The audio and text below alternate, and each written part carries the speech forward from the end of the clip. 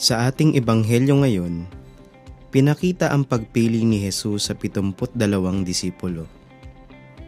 Sila ay sinugo niya ng dala-dalawa upang mangaral, ipahayag ang mabuting balita at magpagaling. Sa buong kwento ng ebanghelyo mula kay San Lucas, nagbibigay ito sa atin ng buong larawan ng misyon ng 72. Halos pareho sa 12 apostoles ang mga tagubilin na kanilang natanggap. Ito ay ang mga sumusunod: buong pagtitiwala sa Diyos, ipahayag ang kanyang kaharian, at ang magpagaling. Ang pagsunod sa mga direktibang ito ang magdudulot ng tagumpay sa kanilang misyon, at sa kanilang pagbabalik ay masaya nilang ibinahagi ito kay Jesus.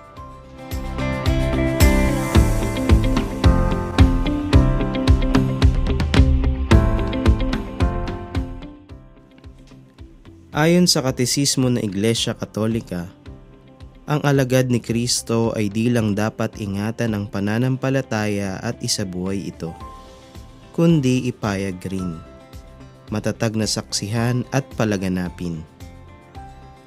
Ang lahat ay kailangan ihanda ang sarili upang parangalan si Kristo sa harap ng mga tao at sundan siya sa daan ng krus sa gitna ng mga pag-uusig na laban sa iglesia. Ano ba ang mahalagang mensahe na dapat ibahagi sa iba ng mga alagad ni Kristo? Ang kaharian ng Diyos ay napakalapit sa inyo. Ito na marahil ang pinakabuod na mensaheng dapat ibahagi ng isang alagad. Ibig sabihin, ang Diyos ay malapit ng mamagitan sa isang tiyak na paraan sa kanilang buhay at upang bigyan sila ng tunay na kapayapaan, kaganapan ng buhay na kanilang hinahanap. Ito ang dapat sabihin ng mga alagad sa mga tao saan man sila magkatagpo, sa kanilang mga bahay, sa mga lansangan, sa mga pamilihan ng kanilang mga bayan. Ang mensahe ay napakahalaga, kaya dapat ipahayag ng walang pagkaantala. Humayo kayo, isinusugo ko kayong parang mga tupa sa gitna ng mga asong gubat.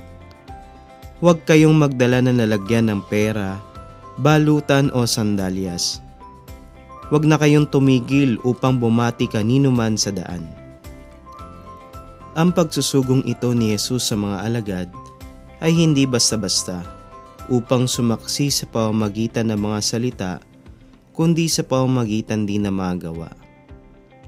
May kasabihan nga tayo sa Ingles, action speaks louder than words. Ito ang ginagawa ni Jesus hanggang ngayon.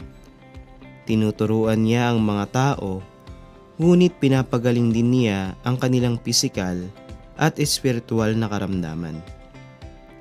Ang mga apostol at mga disipulo sa lahat ng panahon ay inaanyayahan na gawin din iyon.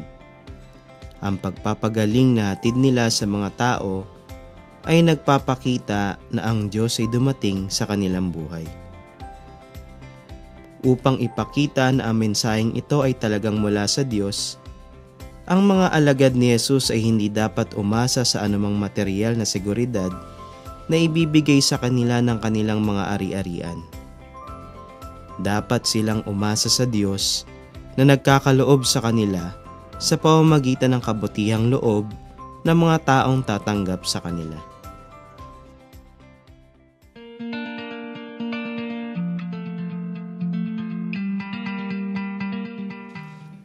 Kapag ang ating pagpapahayag ng kaharian ay hindi humantong sa pagbabago ng puso at paraan ng pamumuhay ng mga tao, maaari nating tanungin ang ating sarili. Talaga bang ipinapahayag natin si Jesus at ang kanyang kaharian o ang ating sarili? Ano-anong mga paraan ba natin maipapakita ang ating pagiging alagad ni Jesus sa pang-araw-araw nating pamumuhay? Una, ay sikaping iugat ang sarili sa ugnayan sa Diyos sa pamamagitan ng palagiang pananalangin at pagtanggap sa mga sakramento ng Santa Iglesia Katolika. Ikalawa, magkaroon ng magandang ugnayan sa pamilya, kapitbahayan, pamayanan, at sa mga lugar na may nakakasalamuhang kapwa-tao.